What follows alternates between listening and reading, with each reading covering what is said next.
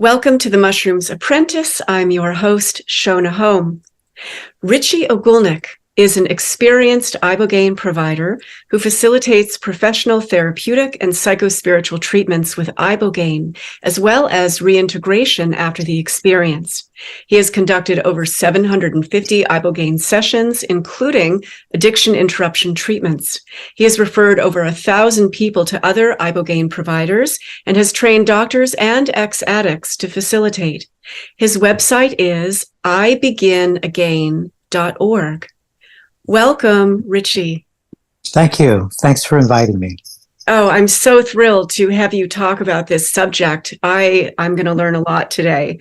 So let's begin with having you explain the difference between Ibogaine and Iboga. Sure. In fact, the psychospiritual and therapeutic sessions, not the addiction interruption treatments, are very well served if people that are working with Iboga and Ibogaine work with Iboga or an Iboga related product, if you will, which means that, for example, you could have a whole representation of the plant with all the synergy between the alkaloids, which lends to, it seems, from my experience, a deepening in the intentional work in terms of doing a journey, doing a session, whereas working with Ibogaine, which is one of the 13 alkaloids that are located in the plant, Tabanati iboga, is really, really great to use specifically for a detox addiction interruption treatment, because it adds more of what they call neuroibogaine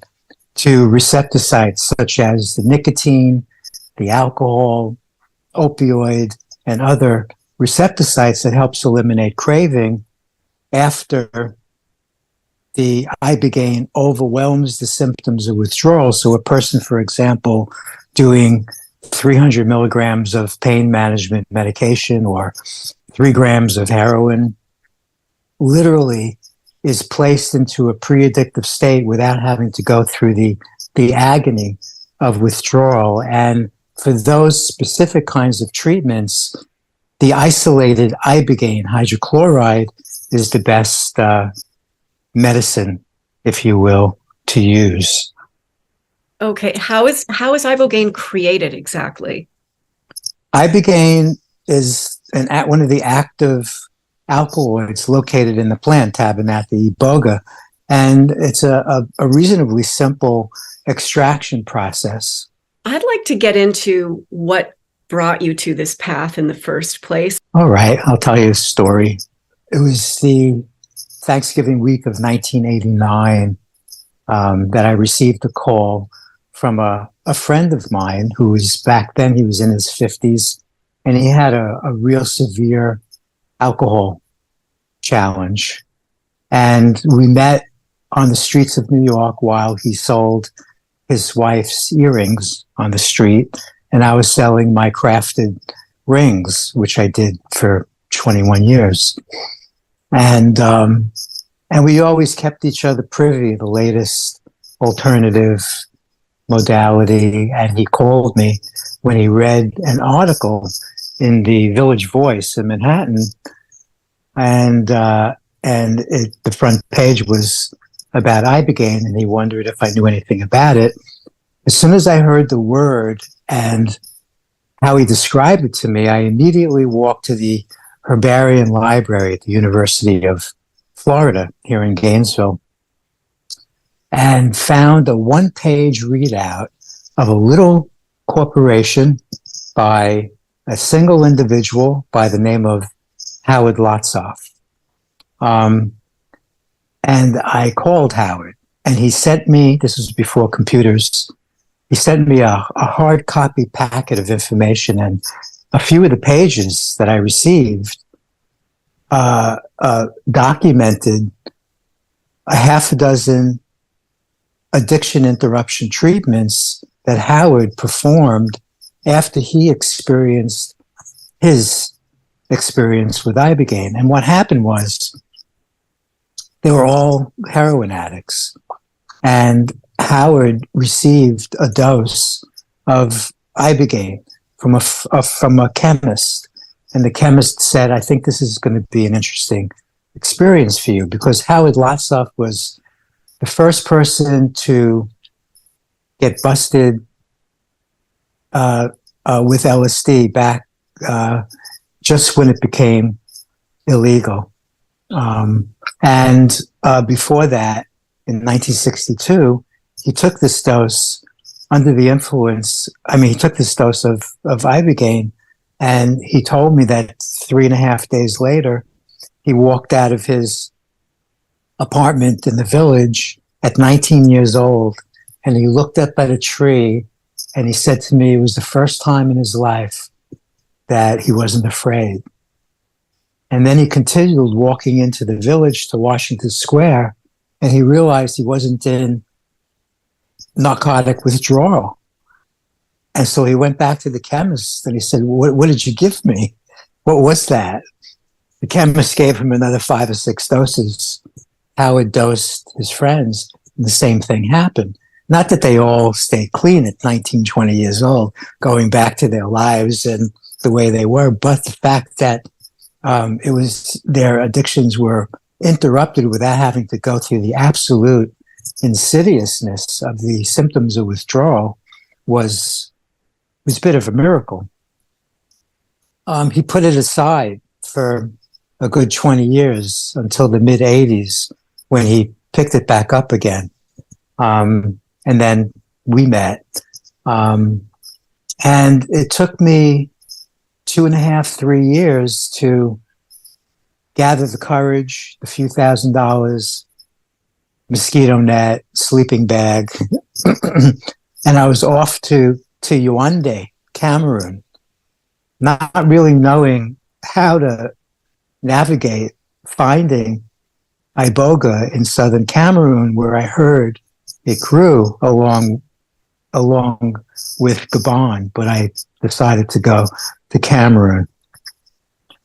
So I didn't know where to go. So I went to a university where it seemed like there was a few thousand kids walking around with no books. A couple of professors had told me that they hadn't gotten paid for a few months, and I didn't really know where to go. Most of them didn't speak English. They spoke their dialect along with French. But I knocked on an organic chemistry department door, thinking maybe somebody there will speak English. And a couple of guys apparently were playing cards, and they said, "Oh, Ibogaine, come back tomorrow. Here at this office, I think somebody will be able to help you." So I came back, and the door was answered. 6'5", 300-pound guy looks at me. He says, "What? Ibogaine? How did you find me? I'm the only chemist on the continent of Africa that has spent the last 1.5 years perfecting the extraction process." And he practically carries me. He was so excited. So he weighs twice as much as me. He carries me to a 150-year-old looking wooden chest, all beat up. He takes a vial of white powder, 13 grams of ibogaine hydrochloride out of it. And he says, "Here it is." And I said, "Can I have it?" And he said, "Well, I'll sell it to you."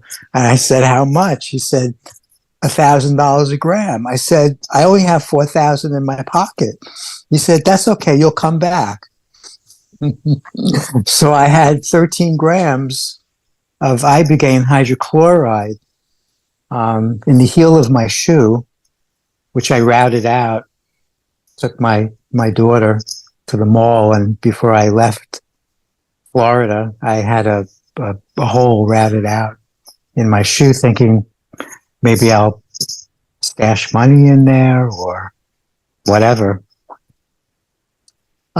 So I had the ibogaine, and I had some seeds, and I remember walking down a busy street in Yaoundé where there was a half a dozen guys that were following me. So I proceeded to then walk in the middle of the street where the cars were to have a little bit more company, because there was thousands of people teeming, and it was so chaotic. And when I went to the university, there was glass on the ground, and it was just completely chaotic. And the government was in total, country was in total disarray economically and politically.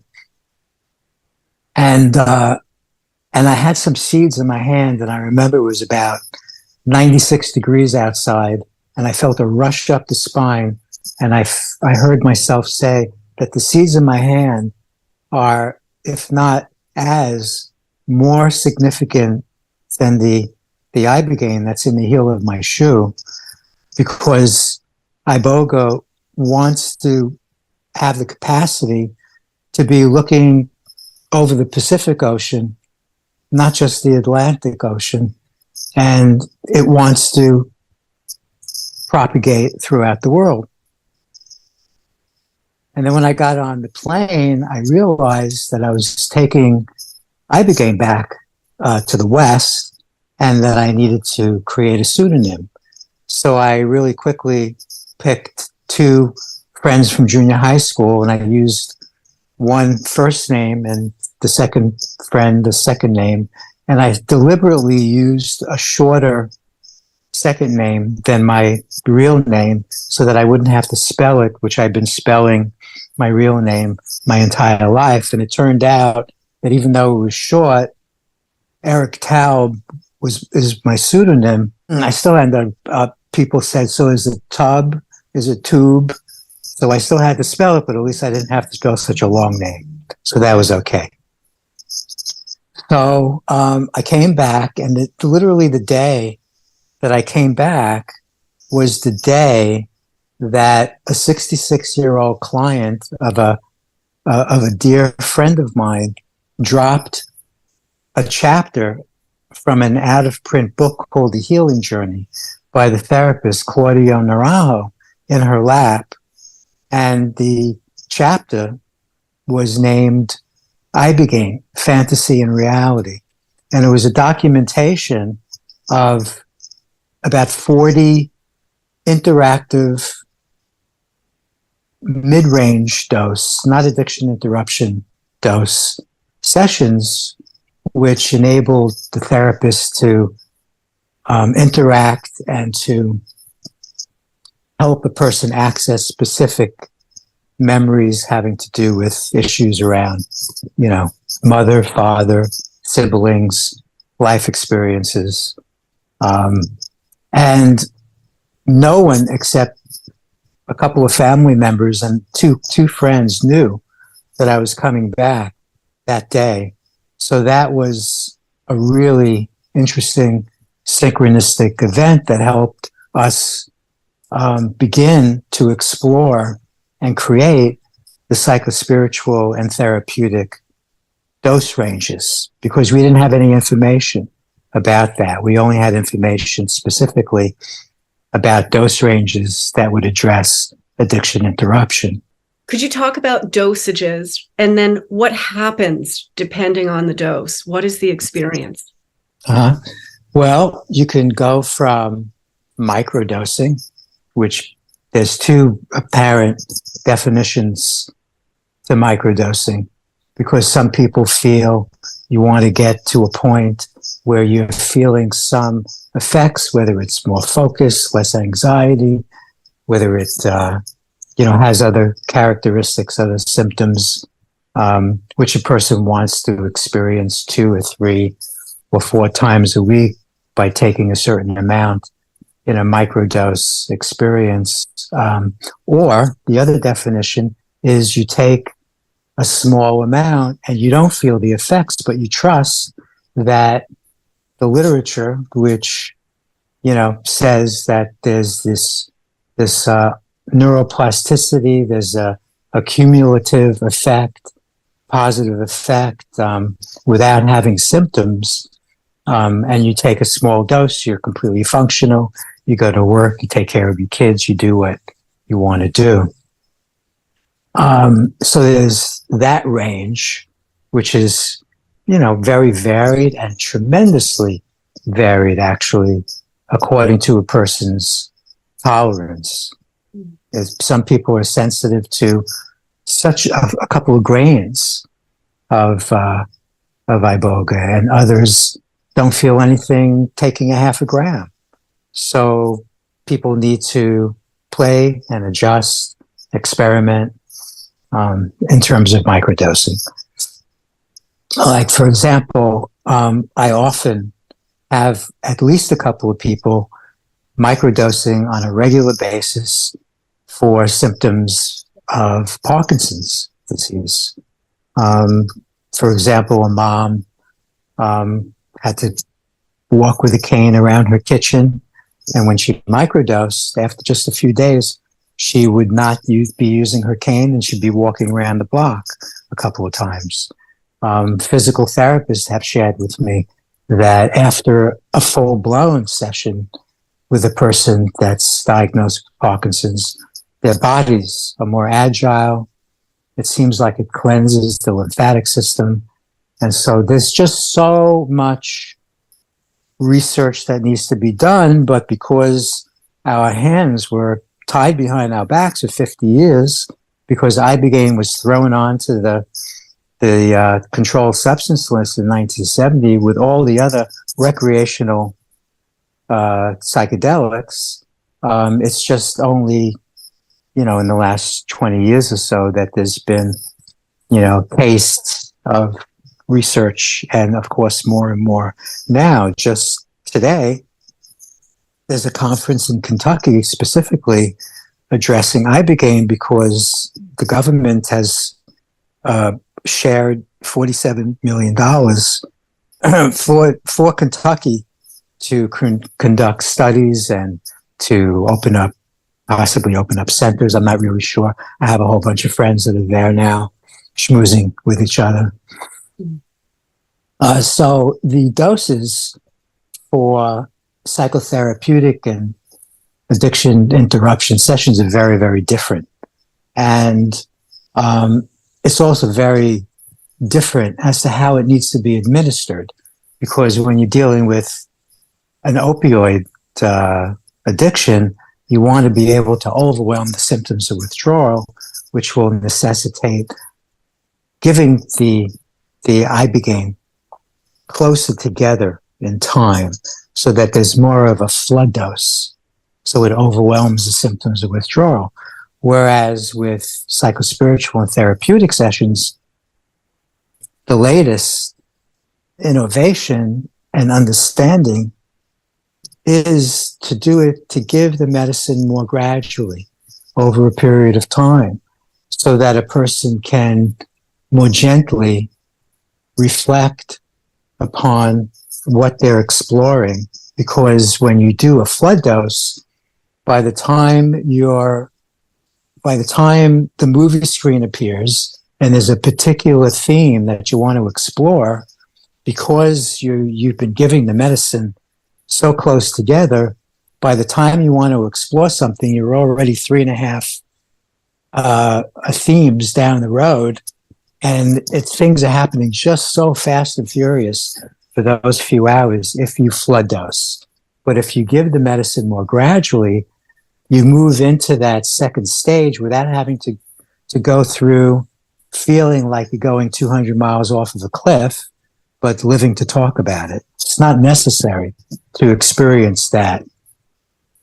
So during the last several years, unlike the first couple of decades, I'm doing a much more gentle, gradual, cumulative, because people still receive quite a bit over a period of 6 to 7 hours, but they have time to reflect, and then they go into that second 16 to 36 hour, depends upon the person, deep self-reflective stage where they're under the covers with their eyes closed in a waking dream state.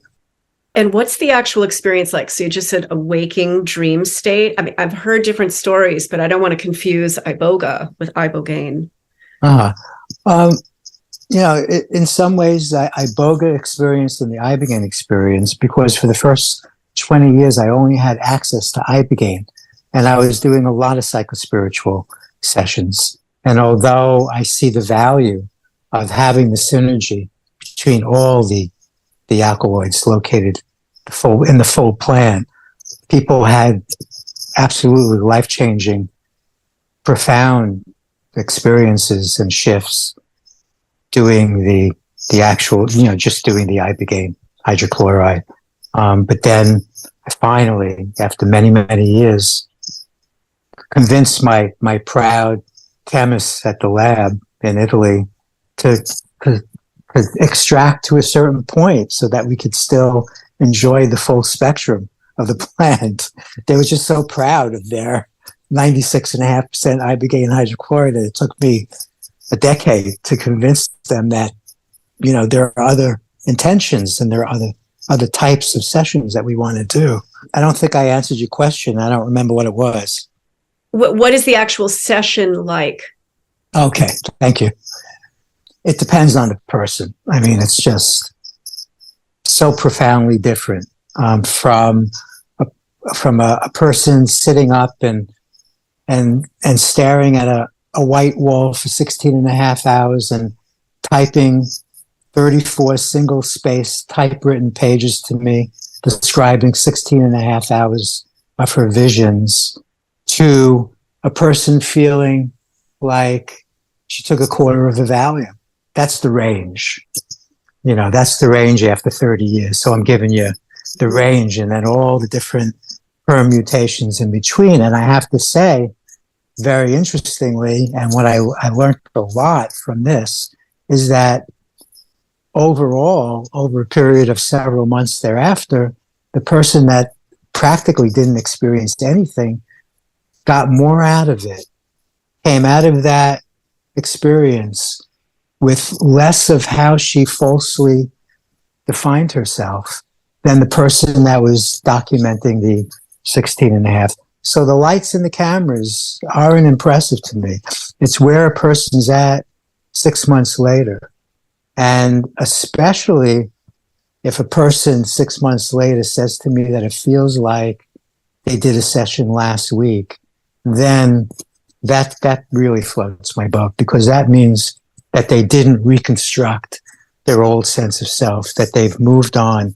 And even if you take a half a dozen% out of yourself, when you come out of that bed, if you take a half percent, if you take 6 degrees and you take a plane, and 6 months later, it's going to be in a completely different place in the world. And that's what I've seen people experience.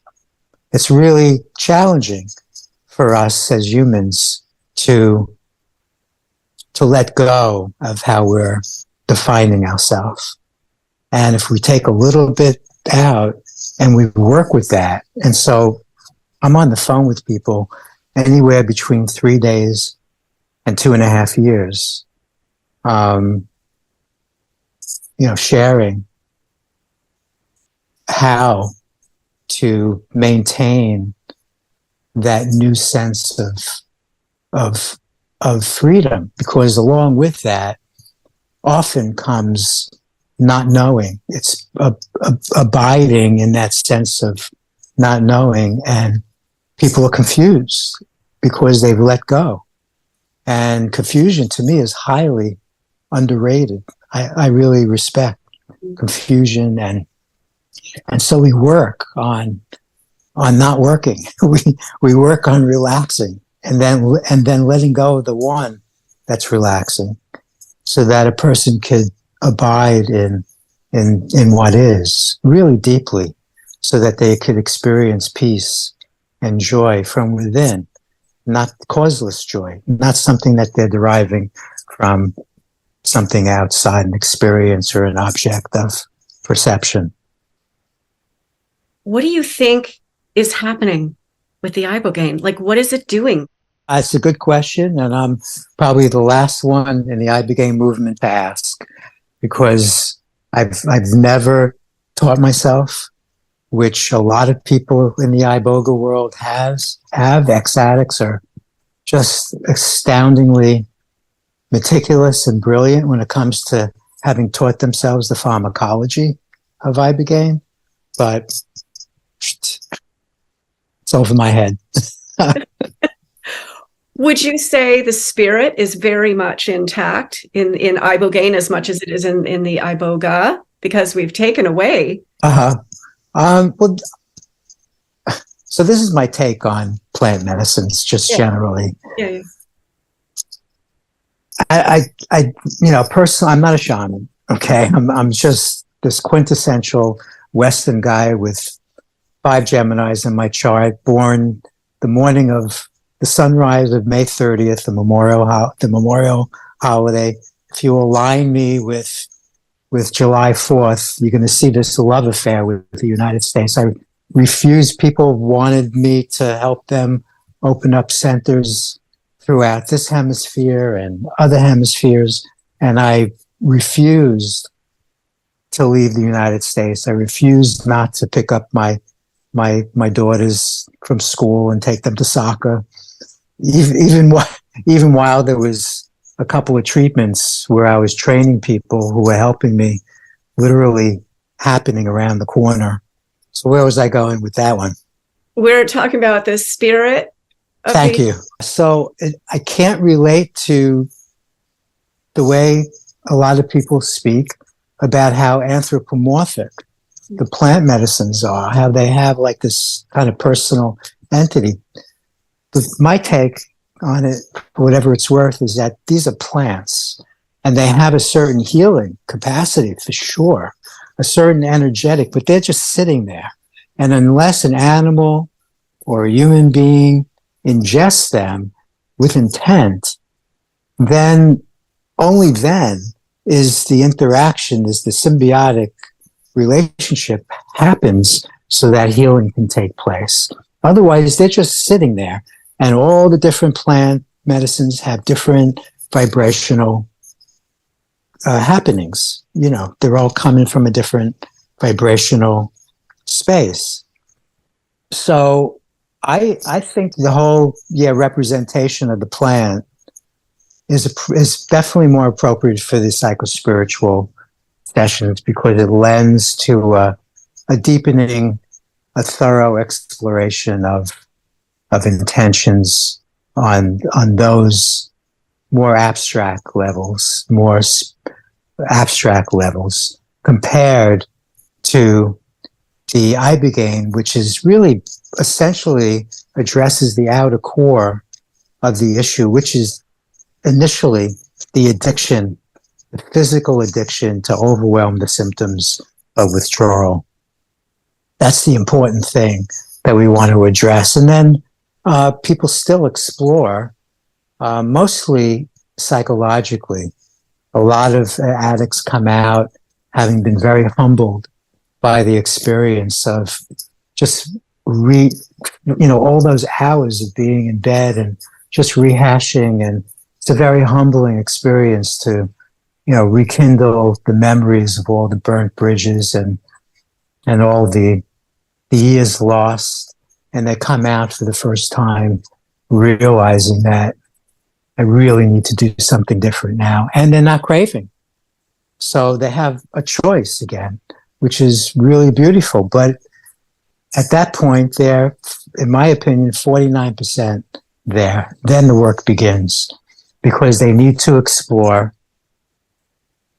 Most people in their 20s and 30s relapse unless they explore the reasons why they became addicts in the first place. And from my experience, about 60% of the people that call me that are addicted to a substance have an issue, an abandonment issue, some kind of an emotional and or physical break with the same-sex parent. And it's so interesting, but depending upon the way in which the abandonment happened within the family structure, seems to have a lot to do with the specific type of drug that the person's attracted to.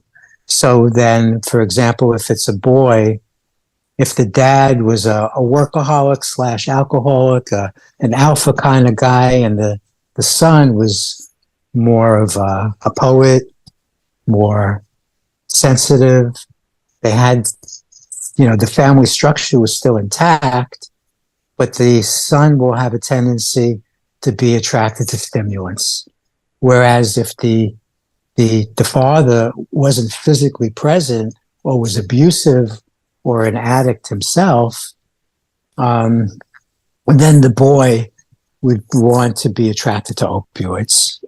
And so that needs to be addressed, especially when a person doesn't have a life, so to speak, and they're in their 20s and 30s, and after an Ibogaine session, they're in a state of, they haven't been gently placed, but basically they've been thrown into a pre-addictive state. Most of them, if they're, for example, 25 years old and they started doing heroin at 17, their propensity has been not to look inside, but to be constantly running away from looking inside and addressing that issue. And so they go back to their mom's basement after Ibogaine, and they don't have the willingness to sit across from the same-sex therapist that they really admire and respect. They're going to relapse. But when a person's in their 40s and 50s and they have a couple of kids on the way to college and a mortgage and a job that they kind of like and a support system, then there's a good chance that they won't relapse, even if they don't do therapy. Interesting. I know someone, this was a few years back, who was addicted to kratom or kratom. Kratom, yeah. And it's touted as this miracle for getting people off opioids. The problem is it's highly addicting. Yeah. Yes, and it is legal. And I know in Florida there are kratom coffee bars. And this person was just horrendously addicted. And boy, it has terrible repercussions physically as you move forward. Yeah. And so they went to a place to use Ibogaine, and it cured. It just kratom. Both of those equations hold true for kratom. Kratom can be used, but if you begin to entertain needing, in quotes, more than 10 to 15 grams a day, you're going to become physically addicted. It hits the same receptor sites as opioids, but it doesn't really, it's not an opioid, but it hits the same sites, and it has a withdrawal process that's, pretty insidious. And it also, medically, these days, people need to transfer from kratom to something else before they do Ibogaine, because kratom prolongs the QTC, which is generally speaking, it's the electrical current that runs through the heart, and Ibogaine temporarily prolongs the QTC. So if it's already, so we don't want to mix the two. So Ibogaine, just since I'm on the subject of safety. Yes, that was going to actually be my next question, is precautions. Yeah, it's Ibogaine is unlike other psychoactives. It necessitates an EKG, a passive heart test, and we're looking for a couple of specific red flags. The QTC prolonged is one. However, if the red flags aren't indicators, then it's intrinsically safe. And I haven't personally had an incident in over 30 years, although I know a lot of people that have had incidences at their centers and so on. However, there's no question about it that Ibogaine saves a lot more lives than it loses. That's for sure. there's only been a few incidences, and a lot of them have been when a person has self-medicated, or they had some heart issues that weren't taken a look at. The other thing I need to say about Ibogaine, which is very speculative, and it's just my opinion, I don't think there's another psychoactive on the planet, although I don't have that much experience. And so some people would note, in their opinion, there are other psychoactives that adhere to this theory that I have, which is that you can take 5, 15, 19 grams of psilocybin, and there's just no way that you're going to die. But I think it's possible that, and one of the counterindications to doing iboga is suicidal ideation, because I do think it's possible that you can cut the cord under the influence of iboga, whereas with other psychoactives, LSD, you could take 1,000 doses, and trip your brains out, but you're not going to die. So that's, I'm sure, a controversial opinion, but there's something to consider, and that's why I've always adhered to suicidal ideation being one of the few counterindications. And there are a lot of counterindications in terms of having to come off of SSRIs and anti-anxiety medications and things before you do iboga, unlike perhaps other psychoactives and psychedelics. I'm glad you brought that up, because I host these retreats, and I've done this for 9 years now, and I've had so many clients come who were on SSRIs, who went off to come do the work, but they rue the day they ever took those damn pills.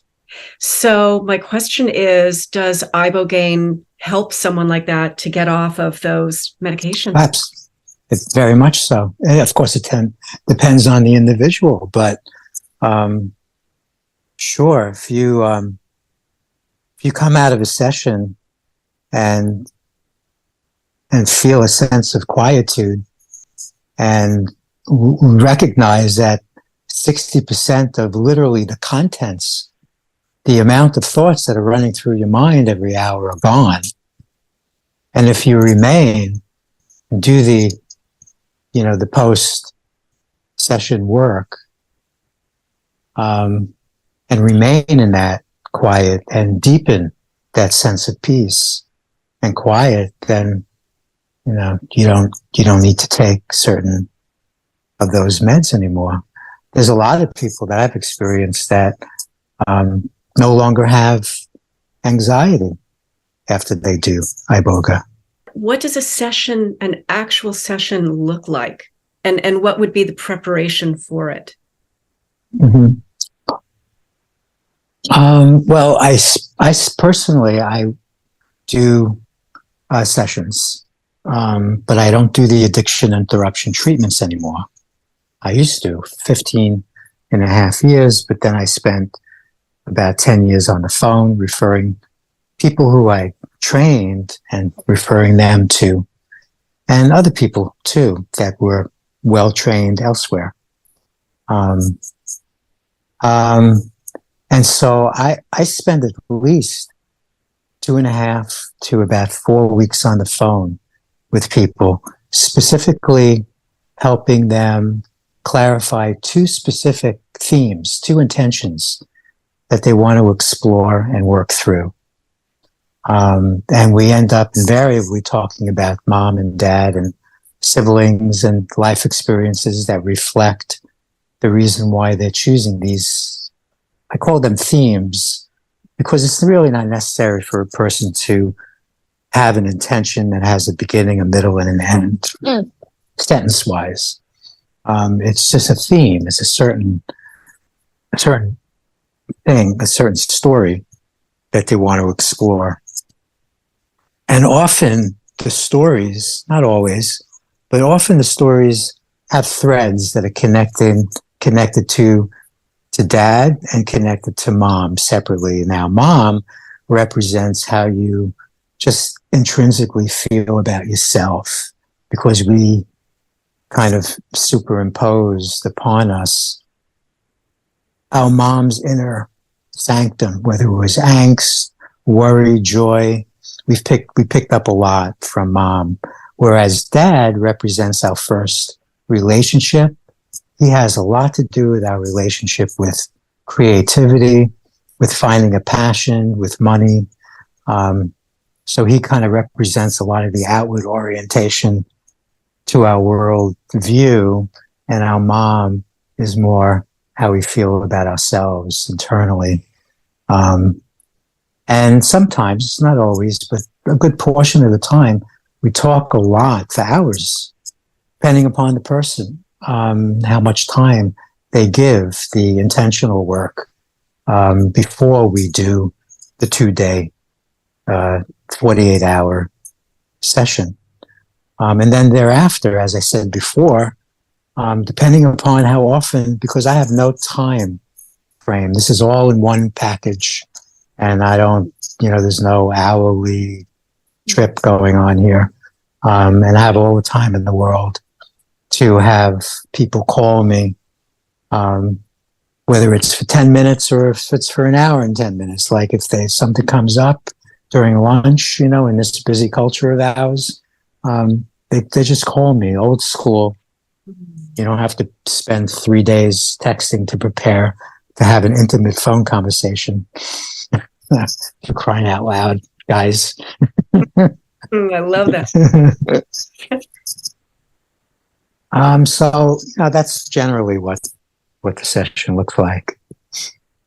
Well, or the preparation and the post after the session, but then the session itself.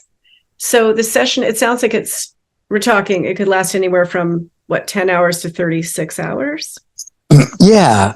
But the internal swing is definitely for at least 36 hours. Okay. And I encourage people to keep their phones off and to stay quiet, even during that last half a day when some people are already kind of moving out. So are they with you in person, Richie, or are they in their home? How does that work? Yeah, well, this is something that I'd like to speak to about when somebody calls me to get the specifics around logistics. All right. Let's move on to, okay. It's my understanding that in terms of sourcing this medicine, doesn't it take like 15 years for the actual tree to... Yeah, 10 to 15. Yes. Yeah. Yeah. And I heard from someone who, they recently worked with Ibogaine at a very wonderful place, it sounds like, in Costa Rica. But they said Gabon is an absolute mess. Like it is a mess there in terms of these people going there and just monopolizing and take, and very, very poor native people. And that's just a mess. And in terms of sustainability, there's issues. I'd love to hear what you have to say about that. There are a lot of more and more sustainable farms. There are, good. Yeah. And not only in Gabon, but Cameroon and Ghana, Republic of Congo, and starting to pop up a little bit in the Western Hemisphere, just beginning in Brazil.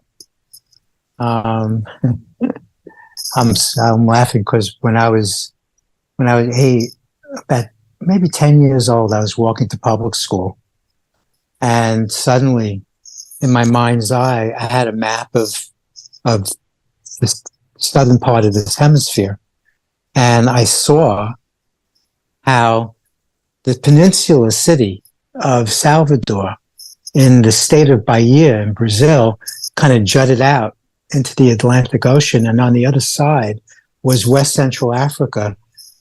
Obviously, without question, these were two pieces of a puzzle that were conjoined God knows how many hundreds and millions of years ago. But I thought to myself, wow, what a vision. And that this was going to be an integral part of my life's journey. And I was walking to, sixth grade, so something, fifth grade. And then I met a friend and I helped her move to Bahia, and she bought land and she created a posada on the beach in a little town considered the Hawaii of Brazil called Itaquere, where she is now, 25, 30 years later. And she's growing Iboga with a group of Iboga people. So that's, happening in the next generation or two. This hemisphere is going to be able to provide. But now also what's really great in terms of sustainability is that about 5 years ago, it was discovered that Ibogaine is located in small quantities in a tree that grows all around the world called the wakanga tree. And so there's a new process of extraction, a little more complex, to work with specifically addicts and create a 99.5% pure Ibogaine from the wakanga tree, so that the tabanat, the iboga, does not have to be utilized for addiction interruption. It only will be appropriately used for therapeutic and psychospiritual intentions. Isn't that interesting?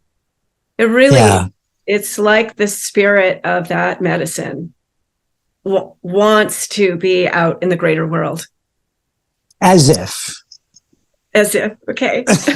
If you wish. We need it. Well, I look at it that way, and we need it desperately. My goodness. Yeah, nature supplies. Yes. I always say she has a cure for everything. Absolutely everything. My goodness. So quickly back to the sustainability and back to Cameroon, Gabon. So are the people themselves, the native inhabitants there, are they farming? Are they, benefiting from this? Because outside people starting farms and for sustainability, and that's great. But what about the people, the native people themselves? I think some are, but I'm not really privy. Yeah. Okay. That much. As I mentioned before, I'm quite the Westerner. Yes. Well, and Richie, I have to say, my goodness, I'm really so touched by this work. It's a dharma. It's your path. Obviously, it takes such dedication. It's just beautiful. Yeah, it's like brushing my teeth. I have to say that the first 10 years I had a lot of vested interest, a lot of ego involvement in the work that I was doing. And then slowly, I lost the identification with it so completely, that I can, go to a supermarket and feel that I'm no different than the person that's serving me. There's no identification there whatsoever. And honestly, I feel like my work was almost completely over during the first few years of my involvement, because then I wasn't really doing anything other than what other people were doing that I had already trained and then, worked with. And so, so then I just kind of ran alongside. And a few years ago, when I stumbled upon, as a result of COVID, this very specific way that I'm working now, which logistically is just so profoundly doable and financially able to reach so many more people, because Ibogaine has been notoriously known as being very expensive. So a lot of people in the plant medicine communities kind of either put it on the back burner, don't pay too much attention to it. Well, I've changed that, and I just would rather people call so that I can elaborate on this part of the equation. Yes, yes. And of course, most addicts have blown through whatever money they may have had in the first place, right? So, I mean, they need this help. Yeah, that, and also mostly the psychospiritual and therapeutic sessions are just able to be experienced much, much easier now with this new way in which that I'm introducing, and I'm training people, and it doesn't cost money to be trained. I want to see, since there's literally thousands of people helping the mainstream move into the psychedelic experience, there's literally not even a handful of Iboga providers in this United States. And so I'm training people very, very simply and logistically, very, very easily to work with this medicine. So when you train someone to work with this medicine, is it a requirement that they experience the medicine? I mean, yes, they would have to. That's right. Yeah, and some people call me, they want to be trained.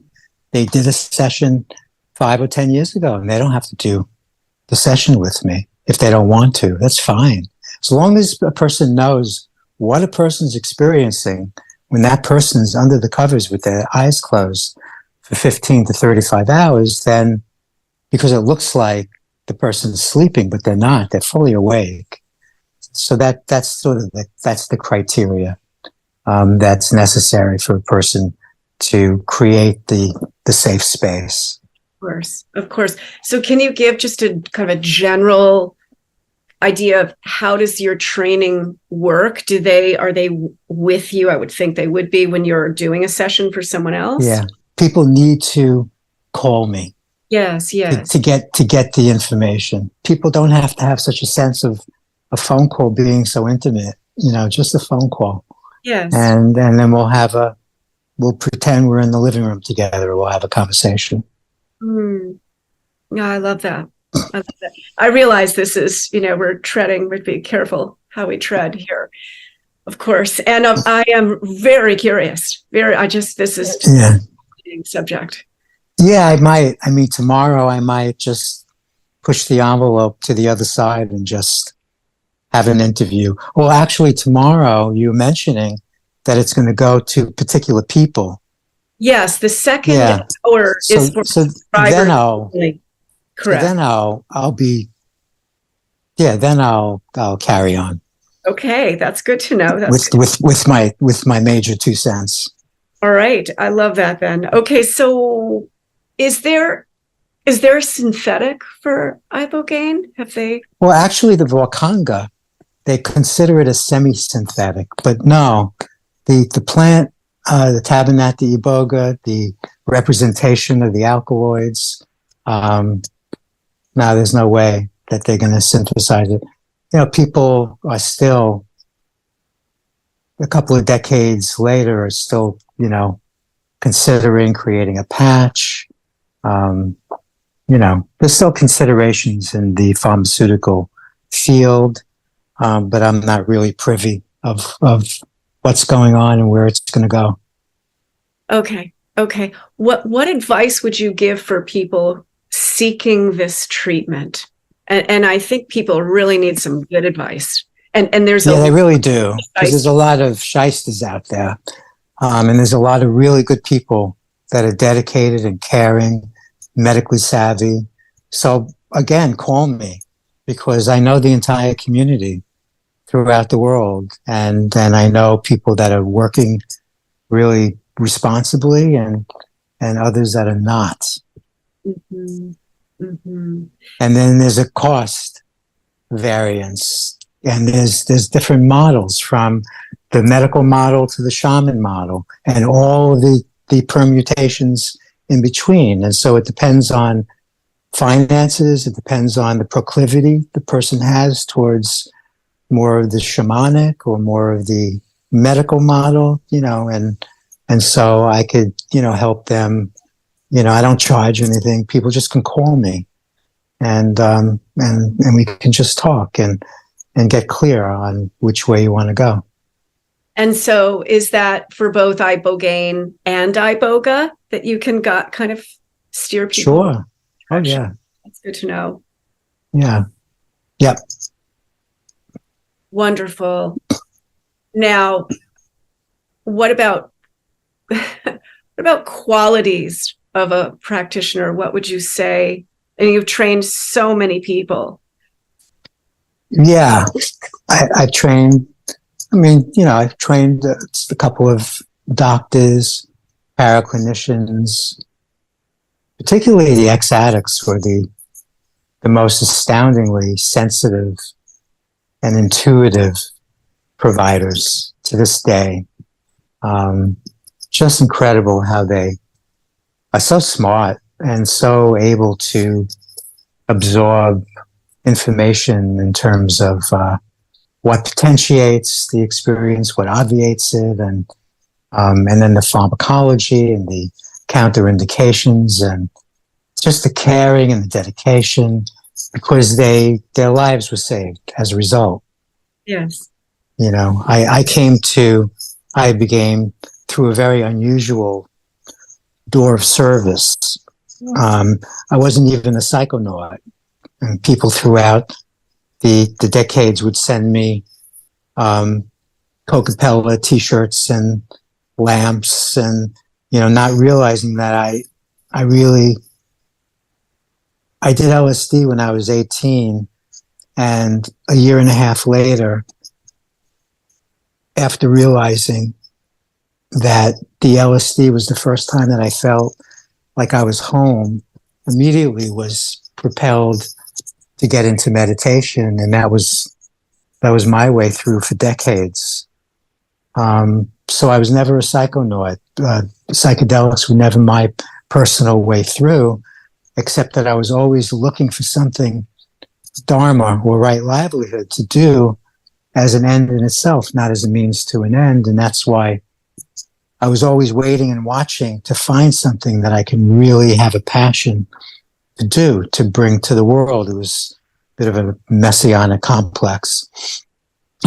I wanted to go to Africa initially and find like 40,000 doses that I can buy for 3 cents each. Go to Needle Park, dose out 10,000 people.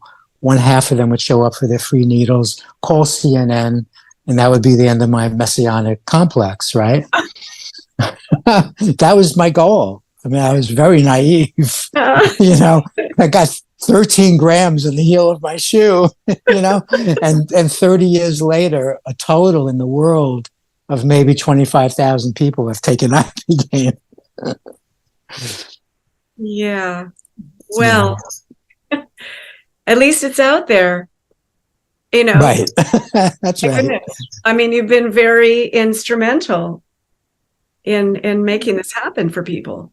And I think at the end of the day, too, the spirit of that plant, I'll speak in my kind of philosophical, anthropomorphic way. Yes, thank you. But I think ultimately this spirit, it doesn't care the color of your skin, where you come, it's looking at your heart. Is your heart in the right place? Seriously. And you can wave me off. But I'm telling you, Richie, you've got clearly like a very generous, good heart. This is what we need. And I don't sense any kind of, arrogance or ego, just this very genuine. Not anymore. I'm old. Yes, we do temper. I will temper at the age of 60. You should have seen me. Well, here you are, wise elder. And that is, I just had a conversation with Rak Razem, the other day about the importance of the elders, Mm-hmm. and they're so needed, and you certainly are walking that path. All righty. Enough of that. Just take it, Richie. Just accept it. Well, listen, let's finish this first hour. Okay. And I will invite listeners to come over to the mushroomsapprentice.com and subscribe. And oh boy, we are. Oh boy, let it rip tomorrow. We got a lot more to talk about. And yeah, thank you again so much, Richie. Thank you for inviting me. It's been fun. Excellent. Okay, all right. Ciao. Welcome back. All right, Richie. So we will continue. Yes, the second chapter. Okay. Yes, I am very curious about these sessions. And one thing I wanted to ask, it's such a long session. So do you drink water during the session? Indeed. Yeah. If you're thirsty, you drink. And if you're hungry, you eat. Really? Oh, yeah. Yeah. Except that almost everyone doesn't have the attraction to eat until, between 15 and 36 hours down the road. Okay, that makes sense. But hydrating is a good thing to do throughout the process. And because I don't, quote unquote, flood dose, in other words, give the medicine all at once, if a person moves they may throw up, they may purge. With the gradual protocol, which I'll explain, I think I did explain it yesterday. Did I? We didn't get into the actual protocol. I mean, because you didn't want to go there too much. Okay. So, yeah, it's a very gradual introduction to the medicine. And as a result, people can sip their own water. They don't need help walking to the bathroom. Most people don't purge at all. So it never feels like you're going 200 miles off of a cliff, but living to talk about it. So where do we begin? Well, okay, so I'm curious for the effects of this, because it sounds like, unlike other entheogens, psychedelics, you don't need to keep going back, right? Like one experience, usually, obviously you need to work with someone beyond that, but it sounds like just one experience should do it. Is that right? Well, yeah. Well, people don't do Iboga more often than, 2 or 3 times in a lifetime. Yes, I could see. Yeah, it's like, for example, a doc that came down, she had a complete discontinuous break with the past, but she set it up that way. Her intention is everything. She literally closed up her office up in Indianapolis because she wanted to set the stage where she would create as discontinuous a break with her past as possible. And she had very specific intentions. And so she closed up her office, and she knew without question somewhere inside of her that she wasn't going to physically die, but she literally closed up her life and came down. And probably 6 or 7 months later, she said, all of my intentions have been worked through. The last thing that happened to happen for me was that 40 pounds dropped off my body. And now I'm considering doing it again, maybe a year down the road. So that's the kind of reaction I get very often. I've had people come having done ayahuasca 53 times, 72 times, and they do Ibogaine once and maybe twice, and they've got the missing pieces that they needed to fill in. And then sometimes they feel like there's a sense of completion. around plant medicines, but other times they continue doing the medicines that that they're attracted to periodically.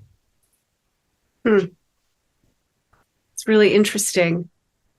Now, we talked about a little bit about dangers, if you will, on iboga. There are considerations with ibogaine. You have to be careful because, of course, people have died, and so I'd love to hear, what you can tell us about. Yeah. Well, I again, I'm not pharmacologically savvy, but there's no way that I would ever do a session, even the type of journeys that I share, without a person's EKG being impeccable. I just have to be incredibly comfortable.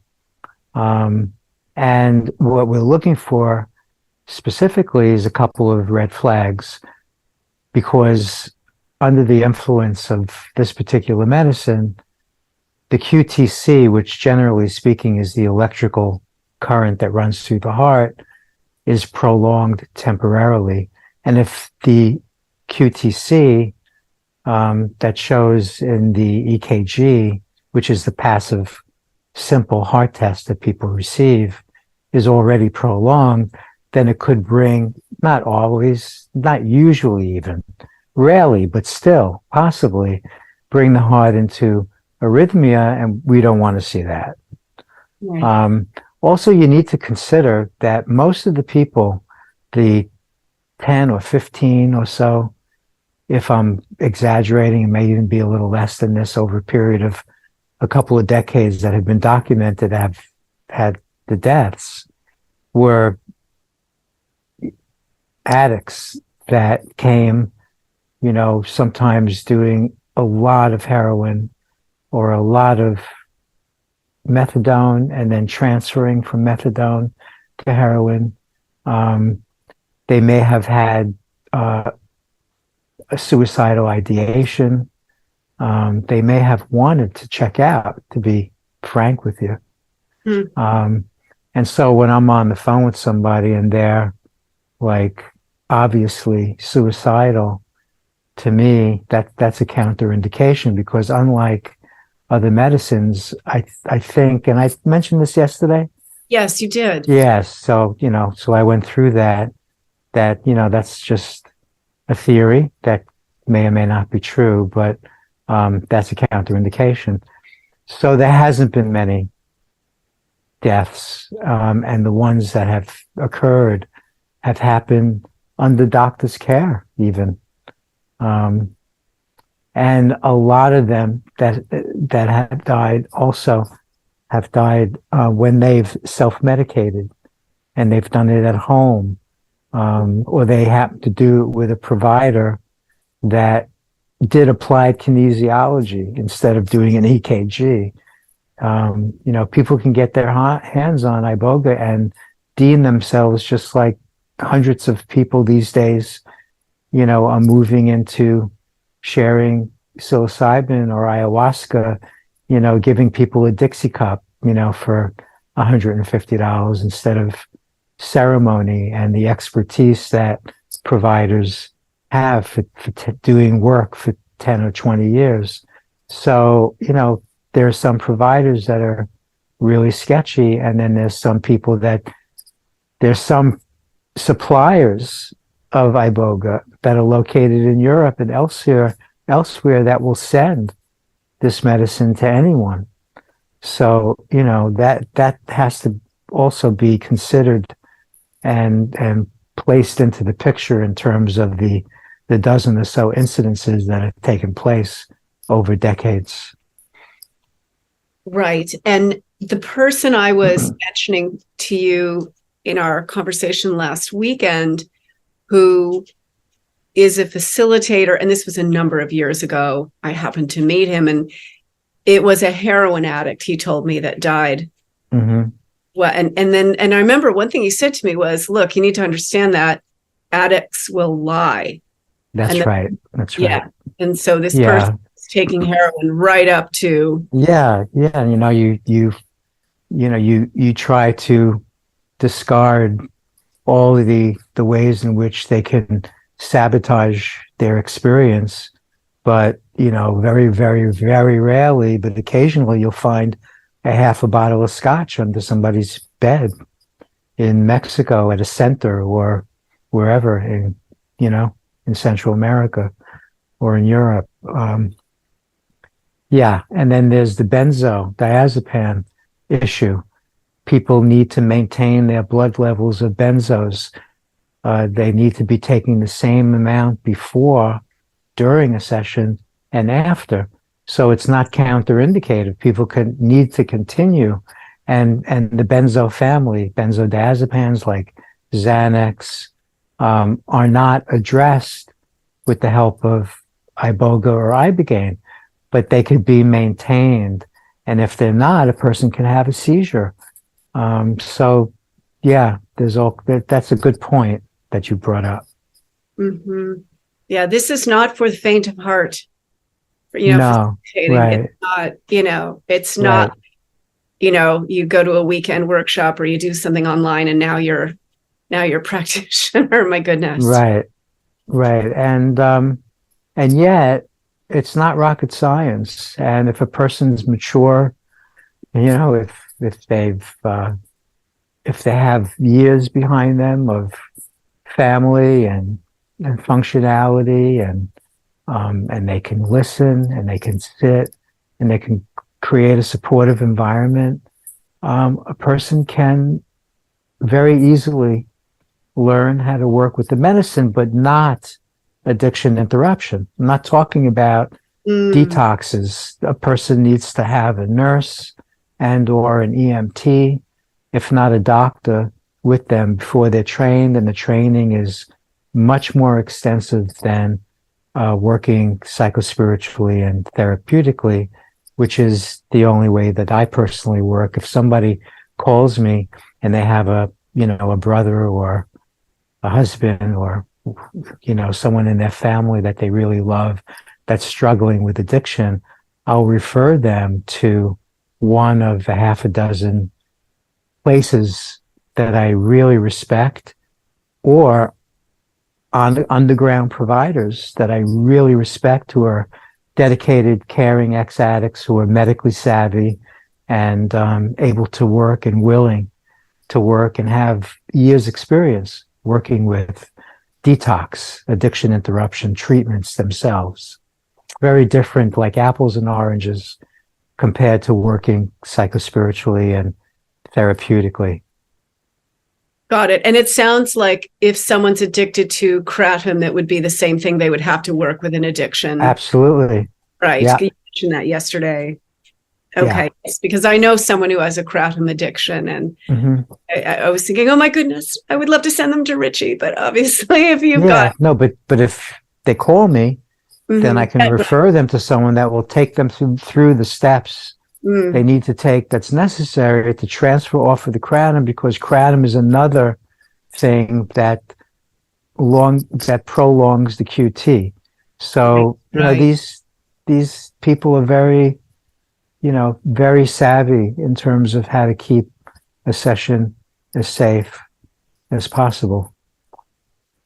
And would someone with an addiction, I wouldn't think then that their session would be long distance, right? I would think that session would be and they were observed and it's not only one-on-one, but it's a good 4-5 days, sometimes long.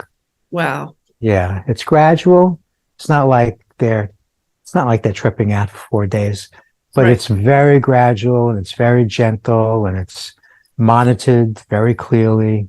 It's very, very different. And it eliminates all the symptoms of withdrawal. So a person comes out like literally reset to a pre-addictive state. That's the miracle component to Ibogaine. That's the only, in my opinion, miracle component to this drug, Ibogaine. Ibogaine is a drug. It's, it's an alkaloid, organic, extracted, but It's it's a wonderful tool that gives people choice again. And then they have the choice, and that's when, again, as I mentioned yesterday, that's where the work begins. Right. This just blows my mind that just a few days ago, I would hear from this friend of mine who did the Iboga. And I'm telling you, Richie, as you well know, this person has been a terrible alcoholic for as long as I've known them. Mm-hmm. And almost schizophrenic, like just crazy, very, very mental, brilliant person, but just plagued with obsessive thinking and even, and I know you're not so into this, but just even whatever spirits, whatever curses he's picked up over a lifetime of drug and alcohol. Yeah, I'm not into it. I'm listening.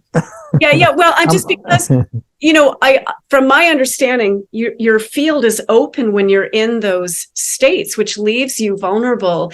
It's no different than, when your immune system is down, right? And then you are susceptible to getting the flu or a bad cold or whatever, right? Yeah. You're the same would be true on the energetic level. And I'm telling you, this person, I couldn't believe how grounded they sounded. And they also had terrible time. For 15 years that I've known this person, they have not been able to sleep. Well, they are sleeping now. That's great. That's great. And there's reasons, even biochemical reasons why, because there's a metabolite that fills up the opioid and the alcohol and the nicotine and other, as I mentioned yesterday, receptor sites, and it helps profoundly. I always, through the years that I was working a lot, weekly with addiction interruption, people coming for that, and I was doing the work and training people.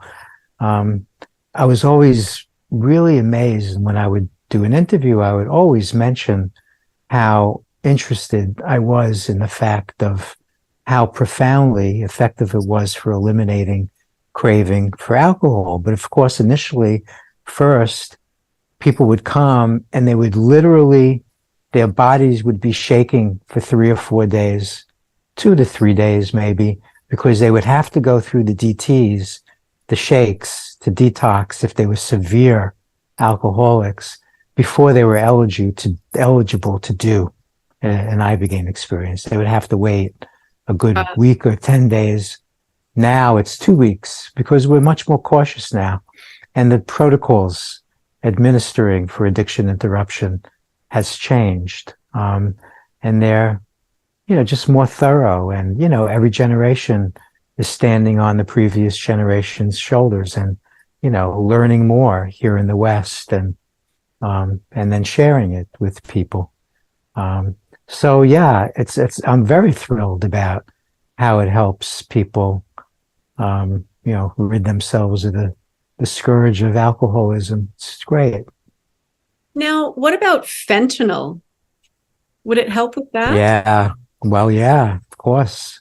It saves people's lives. But first, as with kratom, but for different reasons, people need to be off of the fentanyl for a couple to a few days. So when a person, that's why it takes sometimes a week to spend time, because the provider is going to stabilize the person off of something like, for example, kratom or fentanyl, and stabilize them on something like morphine for a couple to a few days before they're eligible safely to do Ibogaine for addiction interruption.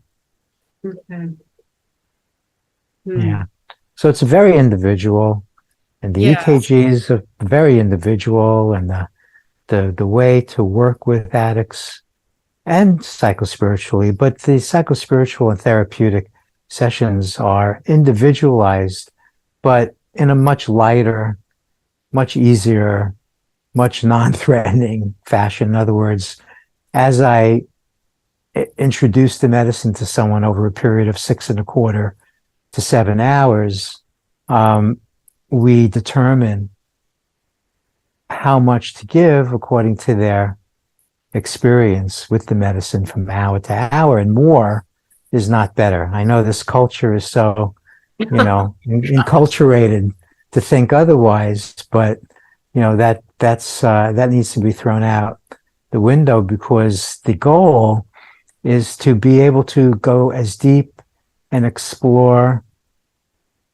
as possible. And if you take too much too fast, you don't have the ability to explore that deeply. And if you go too slow and you don't take enough, then there's not as deep an exploration as you want to have. So there's a quote unquote sweet spot for every individual. And that's what we do during the session. We determine very clearly between the assistant, myself, and the person that's under the covers, so to speak, with their eyes closed in the semi-dark room, having the experience. And we collaborate. And of course, the person has the last word, that person receiving the experience. But there's always seems to be a collaboration and an understanding that this is the amount. And the amount is very, very slightly different between one person and another. I mean, there is a range that's extensive, but basically, it's very close together. I don't know if I'm making myself clear, but it's a little complex in some ways, and that's why people need to sit with at least 3 people to be trained to work with this medicine psychospiritually. Okay. This friend I was telling you about who just came back, and he did Iboga, and he was telling me that they gave him, it was in powder form from the bark. Yeah. And they gave him 2 little servings of it. And what the practitioner was telling him, he had a few different people working with him, but the main practitioner was saying, look, they're giving people way too much of this, to your point, that you don't need that much. Right. And he said that's also putting people in great danger, because it's just too much and they don't need that much. It's not necessary. Yeah. I mean, during the first couple of decades, I also gave not too much, but too close together. So that's the key. If you spread it out, then that first stage where it's just not necessary, because the root bark only has about approximately 5% Ibogaine. And that's what they have been working with for, hundreds of generations in West Central Africa, and further actually east in Africa back thousands of years ago. Paleontologists, anthropologists, believe that human evolution began in and around the Rift Valley, and that's where Iboga comes from originally. And then there were these hunter-gatherer tribes, pygmies, that brought it to West Central Africa about 300 or 400. I used to say 300 years ago, but now that I've been involved for 30 years, I guess it's 330 years ago. Not quite 400, but it's, time moves very quickly. Yeah, a little too quickly. That's Yeah, well, later in life. Well, what about schizophrenia? And counterindicative, not happening. Okay. I just wasn't sure because. Yeah, of course, because you don't want to deconstruct an ego that's not a whole, some reasonably full sense of self is necessary for so that you have something to offer up in a healthy, functional way to let go of. But you need to have some semblance of structure, and that's just offside for me. Okay, so this is not for mental illness. Well, for mental illness, quote unquote, like bipolar, it is, depression, anxiety, PTSD, Okay. profoundly effective, but not for schizophrenia, not for a person that has had psychotic breaks. Yeah, right. Yeah. Makes sense. Okay. Well, could you share some stories of some of the people you've worked with and maybe kind of Well, what I'd like to do just to make sure that we get it in is I'd like to share this very, I guess I can call it radical way that I'm doing sessions and training people. It really shocked me. And so I'll tell you the story. Okay. And then we'll take it from there. Okay. So it was before COVID hit. It's a few years ago. And for decades, I've wanted to share Iboga because there's not Ibogaine or Iboga located in India, in the country of India. And I wanted to share it. In fact, there was a point 7, 8 years ago when I actually leased a 3-bedroom apartment in Rishikesh and had an Ibogaine provider fly over there and begin to possibly, work there. But he wasn't an international traveler. And the monsoons hit like a couple of weeks after he arrived, and he ran out of India so fast it made my head spin. So I had to let go of that because I was busy doing other things, so this physician, this MD that was trained in the United States but is in love with sharing psychedelics with communities in southern India, called me because he realized he needed some help sharing Iboga. And it was funny that he literally called me on social media, on Facebook, and I had heard about him, and it turned out that I encouraged him to come back to the States to visit his young daughter, and he probably got some family members pestering him as well. So he came back, and then COVID hit, and he happened to have a friend that owns a retreat center an hour and a half away from where I live here in Gainesville, Florida, and they came to visit, and we had lunch, one of the lunches before COVID, and it was then and there that I even vaguely entertained the possibility, given that he was a physician, that I would do a remote session. Okay, so what that entailed was that I would be sending the medicine very specifically calibrated according to body weight, encapsulated in 3 different weights. And between the 3 of us, I would be on the phone, and the provider would be, the sitter, his assistant, would be, setting the space and supporting his experience. And it was strange because as a result of me even entertaining such a radical idea, I thought, well, somehow I need to compensate the fact that I'm not going to physically be there. So I'm going to spend a lot of time, weeks, on the phone with him, with the doctor. And of course, because he was a doctor, he received his own EKG, and it was impeccable. And then I spent hours, 2.5 to 3 weeks on the phone with him, helping him clarify 2 specific themes, 2 intentions he wanted to explore and work through. And we ended up talking for hours about his family history and life experiences and why he's choosing these specific themes that reflected kind of threads that were connecting to his mother issues and his father issues.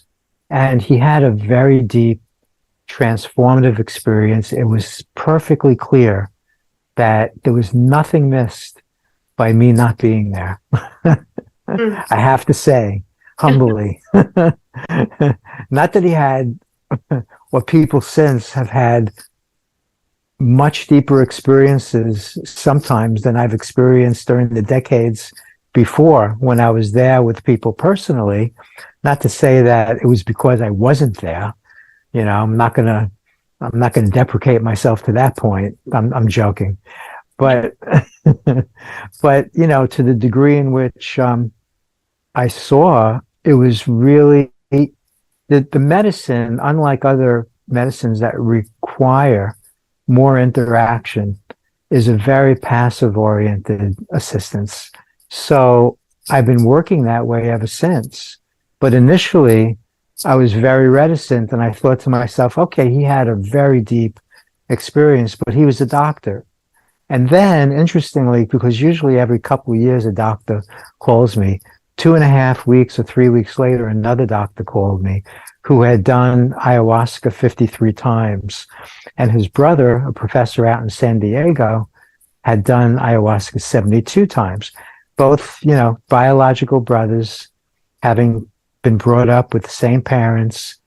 I spent more than 2.5 weeks with them on the phone because of logistics, and the doc from South Carolina flew out to California, and they received that missing piece that they were looking for years.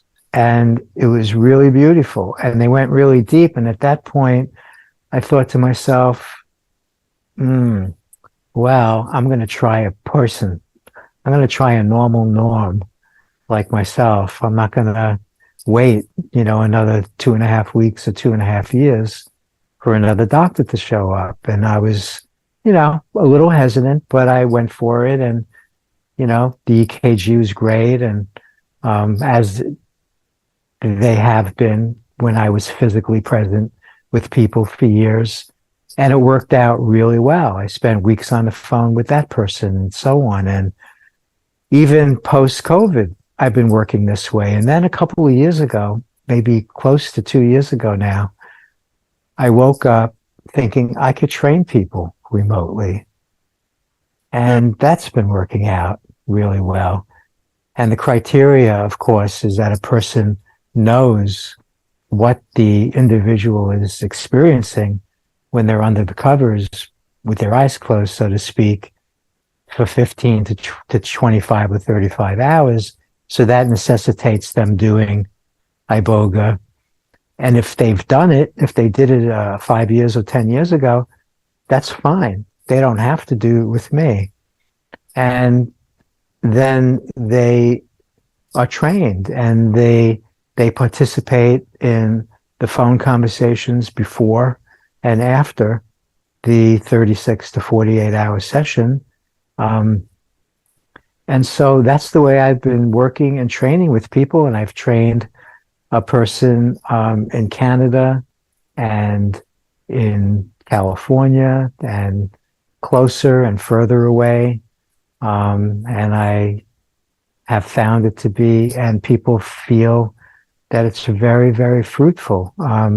There's a shaman located in Gabon that charges $25,000. And he says, and I know the shaman because we trained him for addiction interruption 15 years ago in Mexico.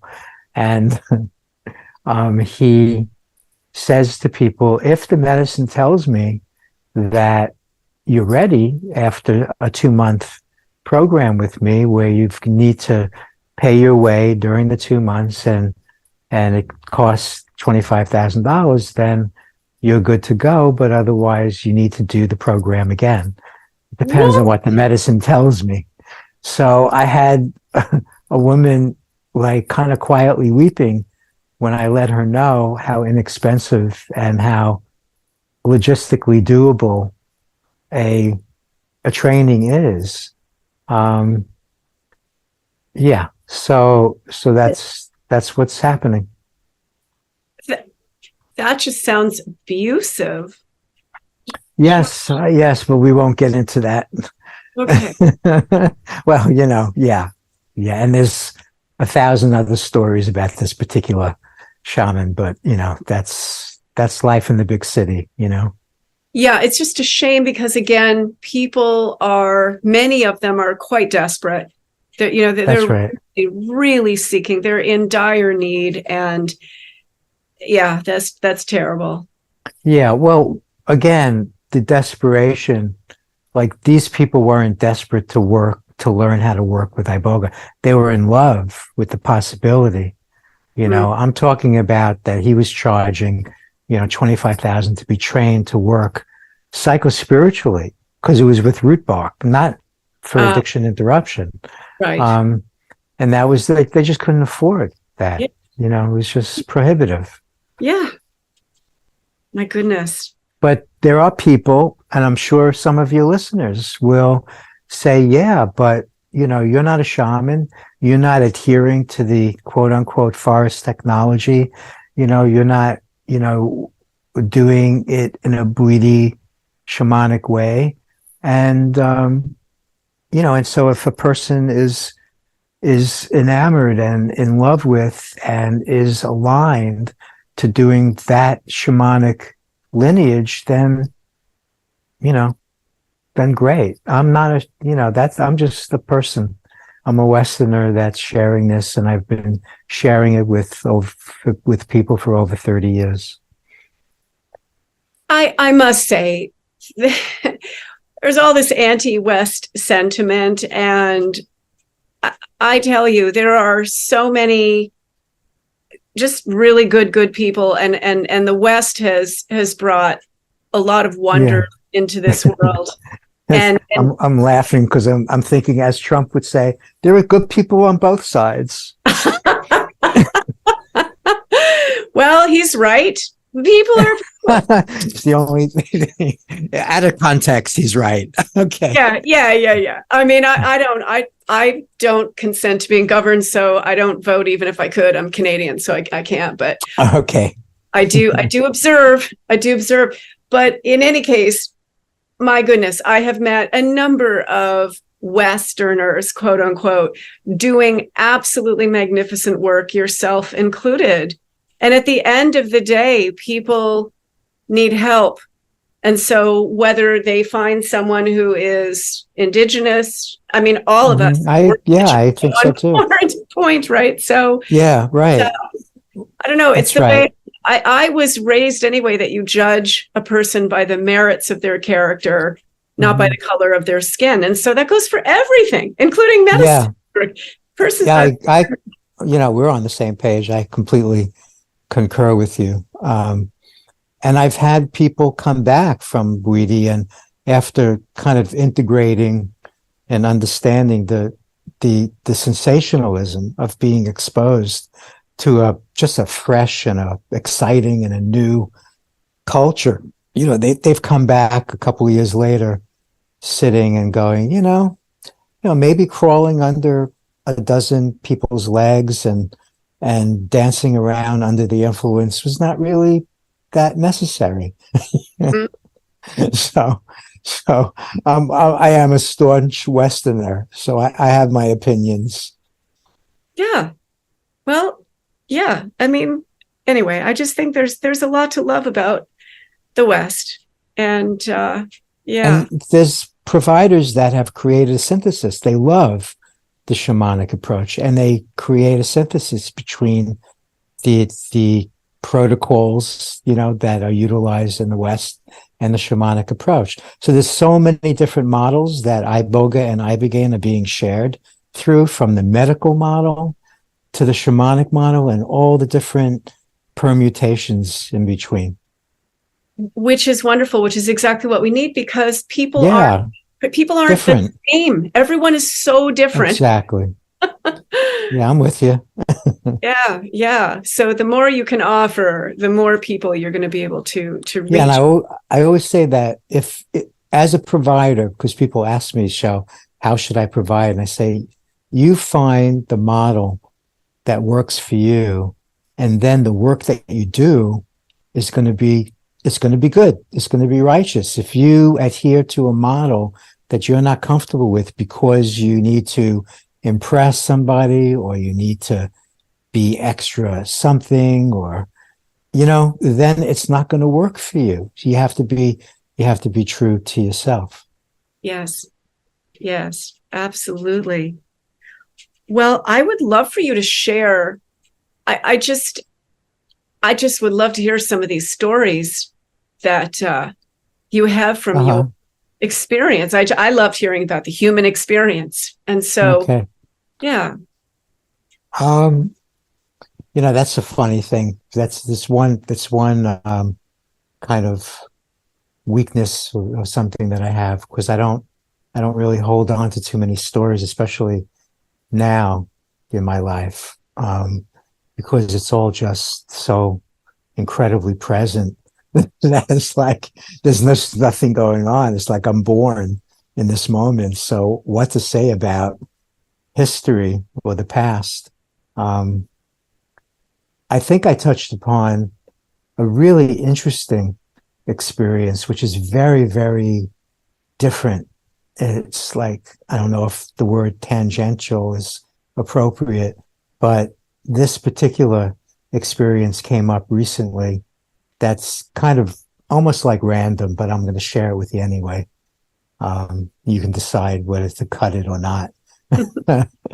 So there was a woman that I did a session with, and interestingly, she just got in touch with me after having not spoken with her for 25 years. And she's great. And it was like we left off where we started where we left off. It was just yesterday or 2 days ago. She called me. And when she was 8, she wanted to be a hairdresser. And it's the only thing that she wanted to do. And she never wanted to have kids.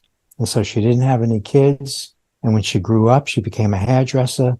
She married a hairdresser.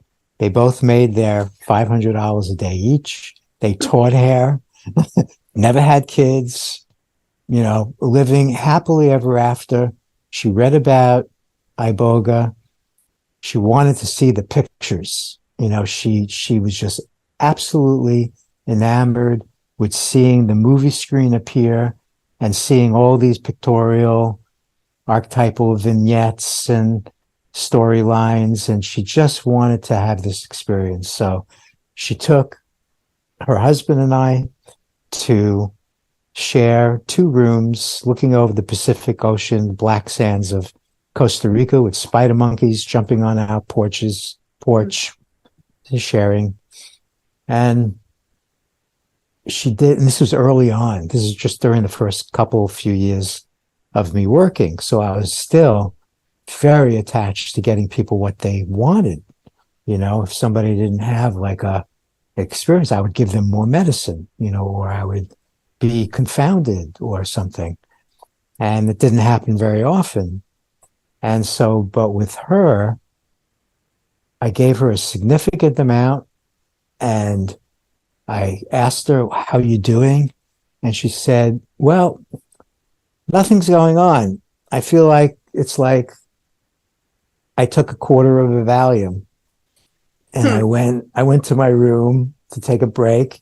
I remember doing I was rebirthing, doing a lot of holotropic breath work back a quarter of a century ago. And I was just rebirthing myself to bits, trying to get clear on what to do. Oh my God, should I give her another session down the road? Should I give her more medicine? But she's done enough.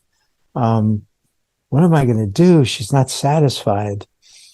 And and I just let it go. And I just didn't know what else to do. And so then they went off for 17 days in Costa Rica for their vacation. And her poor husband called me in the middle of the vacation. And he said to me, she is the biggest monster that I've ever experienced her being.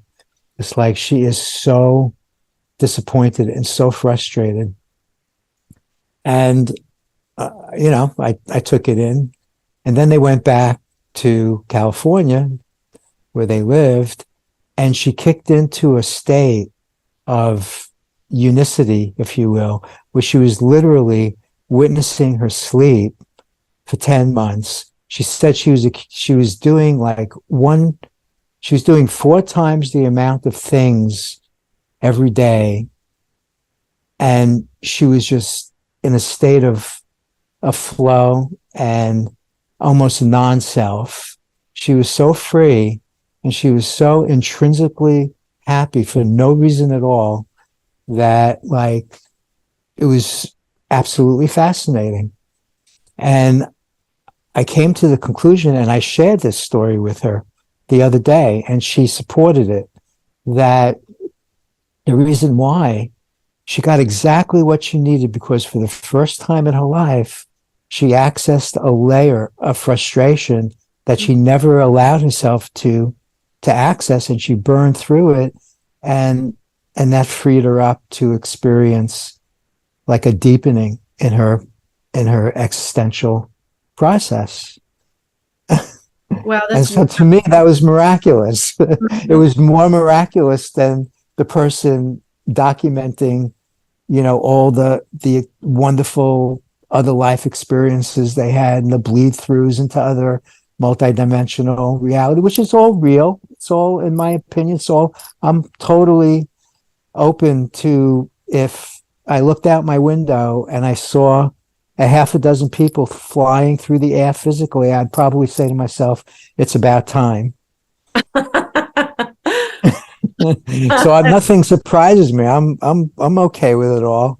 But that was really a precious experience and learning for me to let go of people necessarily getting what they want. Yes, or what you hope they're going to get. Yes. It's interesting because it feels like a detox. It feels almost like if you were doing like a juice fast, for instance, and you did it for a number of days. And at some point, the body starts to purge just stuff that's been there, and you feel absolutely god awful, but you keep going. And then once it purges, you feel absolutely amazing. I mean, why wouldn't it be? Why would it be any different mentally, emotionally, right? So, right. Yeah. The only slightly thing that I could add to that is, when it comes to Iboga specifically, the energetic is profoundly different than, let's say, ayahuasca or psilocybin. The energetic is very, very mental. So the healing that happens under the influence of Iboga is in the power of the witness. So what I mean by that is that you're watching all these hundreds of different archetypal vignettes and pictorial gestalts and so on appear on a movie screen, and you're identifying with the one that's watching, and that's where the healing happens. That's where the witness happens. That's in all scriptures. They speak so lovingly and so respectfully about the witness component that we have, that there's a watcher inside, until, of course, the watcher can eventually collapse and, that fuller awakening happens. But there's a process of witnessing that happens. So when people go through Iboga, it's not emotional. Although there's always exceptions to the rule. I did recently do a 75-year-old, or was he 73, that did a small amount of Iboga, and he spent the entire night reliving his birth. And he described the doctor and the nurse and the circumcision that he did 6 hours after he was born. Oof, what a combination. It was 1946, so it was during the peak of the baby boom era, literally a year or 9 months after 1945, right? And so they were like doing double shift with these babies, not only giving birth to them, but also slipping them around the corner and doing a circumcision at the same time for babies. So he went through that experience with just a small amount of medicine, and it was emotional for him. He was like an exception to the rule of what I've just described. My goodness. What would you say was your most unusual experience? Well, there's so many, but one comes to mind. I don't know why this one is coming to mind, but years ago, I was doing an addiction interruption treatment with an attorney, with a nurse, located in the attorney's friend's apartment up in Chicago.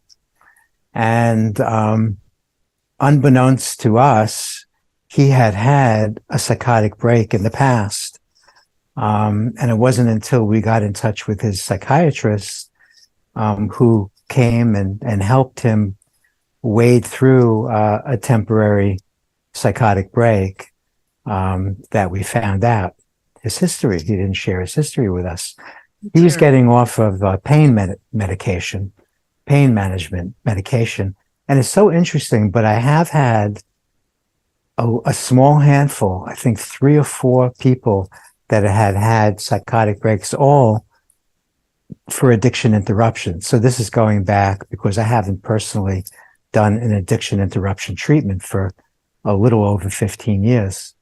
So that was quite a while ago. And, but the interesting thing about his psychotic break was he spent the entire night very, very very slowly and deliberately walking through his friend's apartment, who is actually the nurse. Yes, he was the nurse. Breaking about $30,000 worth of antiques. Oh no.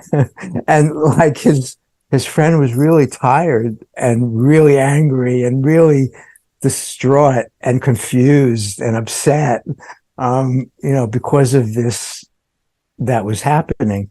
And I do have to say, there was another woman, a twin from New York City, who came down, and she also had a temporary psychotic break. And a week after her experience, this is also for detox, of course, never had any kind of difficulty with the psychospiritual session. But she also had a history that she didn't share with us. And we had to bring her twin down from New York to pick her up. And her twin then escorted her to the airport. And that's when she, quote unquote, found the talking page again. And her twin sister told me that she spent hours talking, like she was making up for a week when she couldn't find the talking page. She was able to dress herself and function and eat. She just couldn't talk for a week until she ended up at the airport with her sister. So those, I don't know why, came up to mind. Those two really discrepant experiences come to mind. Well, at the end of the day, the human mind it's just a mystery. That's a mystery to be enjoyed, not to be understood. Yes, that's very good. That's very good. How did you feel all those years ago when you did your very first session? Were you nervous? Yeah, sure. Yeah. Well, I came back that day, I told you the story yesterday, and there was a few therapists and friends and I who exchanged sessions starting at smaller doses so that we could have interactive, directive experiences, like therapeutic sessions, where we would intentionally go back to rekindling memories, specifically about our relationship with mother, and then the next session was with father. And then as we increased the doses over a period of a couple of years, we then were introduced at a certain dose range to the essence energy of the plant. And then we realized all bets are off as far as interactive, directive therapy, because the essence of the plant took over. And it was then the interaction between that essence of the plant kind of was a very precious substitute for directive interactive therapy with a therapist. Okay, that's interesting. It's actually good. In a way, because I would hate to see this therapy kind of go into any kind of sort of conventional model, if you will, where you're sitting in a psychiatrist's office or lying down. Yeah, but there's value to that modality as well. In Yeah. fact, there's a 55-page chapter called Ibogaine, Fantasy and Reality, by Claudio Naranjo, a Chilean therapist who moved to the Bay Area back in the 70s. And back in 1994, I got a call from a group of underground Ibogaine uh, participants that were maintaining a generational relationship with Iboga, unbeknownst to everybody else in the Western Hemisphere, specifically in the Bay Area. And I believe nobody told me this, and Claudio never shared it with me. He's passed since, but I'm surmising that it was him that brought Iboga up to the Bay Area when he moved from Chile and became involved with Iboga. And then he became very involved with the Eureka, or I think he actually was involved with the Eureka Mystery School and was really savvy in the Enneagram world. So they needed supply because they ran out of their supply, and so I supplied them for a while until they reestablished a supply in Africa. So there has been for a long time now, like 50 years, an underground of people doing psychospiritual sessions, but nobody knew about it. I didn't know about it until they called me for medicine. I mean, I hope we get some good books out here. No, but this is fascinating. It's just so interesting. Yeah. Well, I'm glad you enjoy it.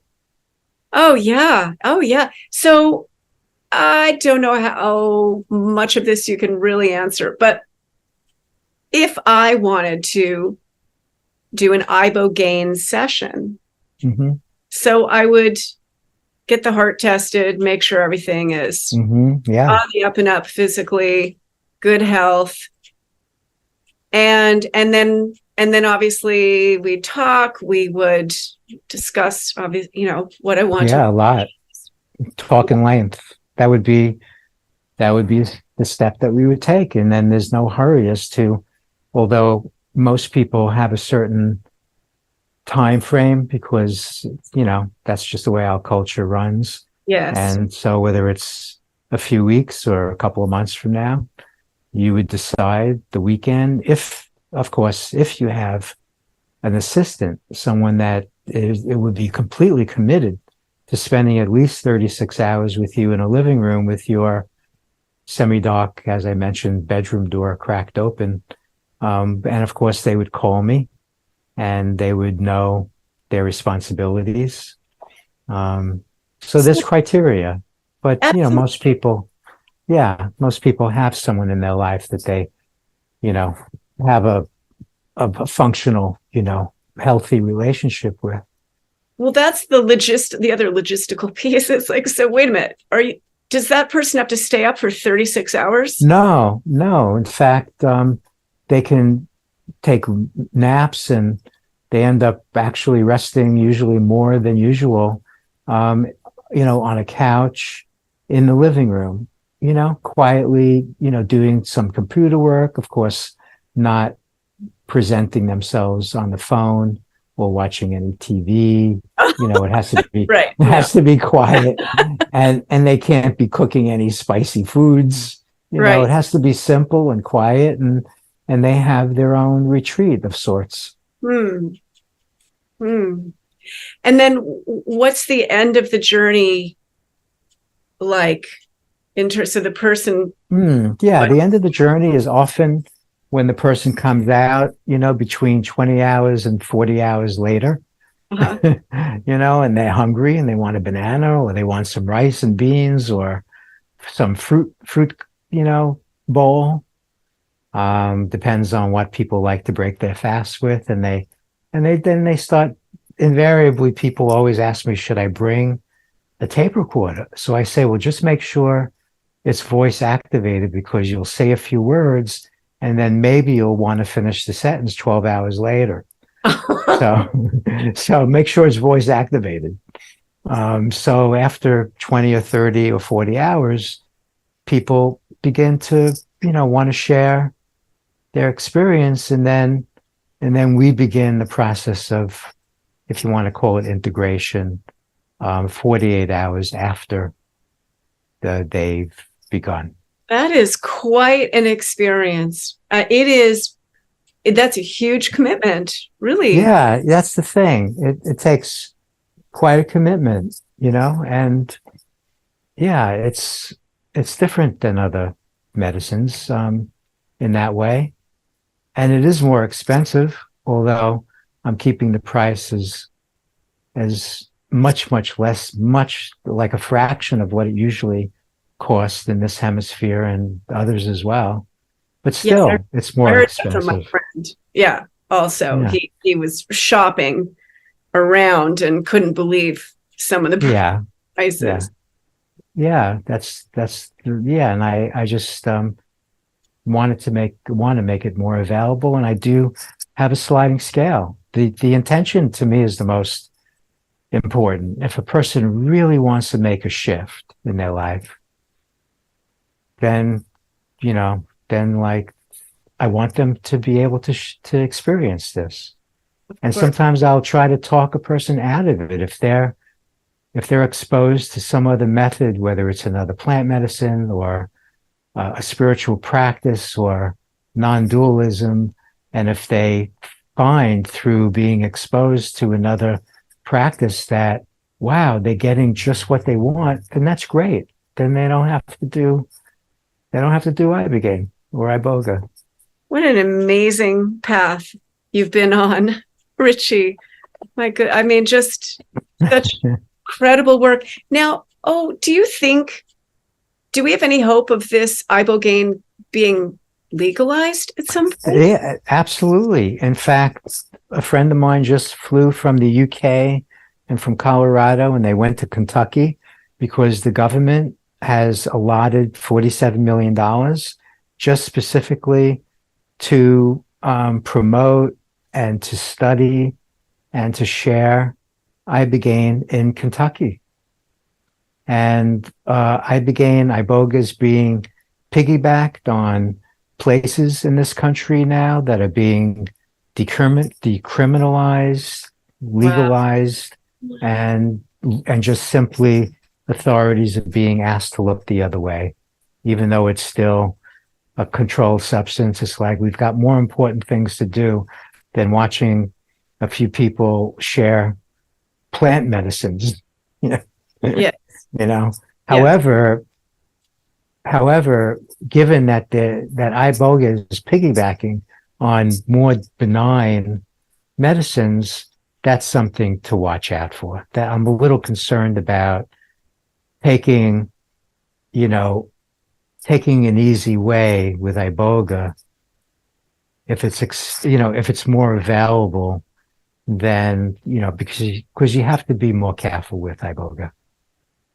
Yes, and certainly there's a lot of combining plant medicines. There's Yeah, people yeah, combining mushrooms with MDMA. There's people combining ayahuasca with mushroom. There's yeah. It's a you little can't. confounding to me. Yeah. Yeah. I wouldn't do that personally, but you certainly can't do that with with iboga. I would think. I mean, No, always no. I mean, you people who, can do ayahuasca like 3 weeks after, or you yes, could you could do bufo, whatever, a few days or a week or two after, but not, not mixing and matching exactly. the different essences. And yeah, that doesn't float my boat either. No, I think that would be really insane to even try. Well, yeah, who knows? I'm open. I'm not particularly attracted to giving it a shot, Yeah. but you never know. You never know. Yeah, true. Well, we're at an hour, and I just want to ask if you have any parting words for people interested in this subject Yeah, before. I just call me. Oh, Feel free to give me a call. If you need to text, by all means, go through the effort of texting. But you can really reach me 7 days a week. But before 4 o'clock Eastern Standard Time. So if you're on the West Coast, then it's really a morning call. It's until, till 1 o'clock. But, I like to talk with people on the phone. Wonderful. Okay. I will Yeah, put your phone number then in the little great. text piece and make sure that's out there for people. Richie, thank you so, so much. This has just been so educational. Well, I'm glad you liked it, and it was really a joy. Very, very relaxing time. You're a very good interviewer. Thank you. Oh, thank you very much.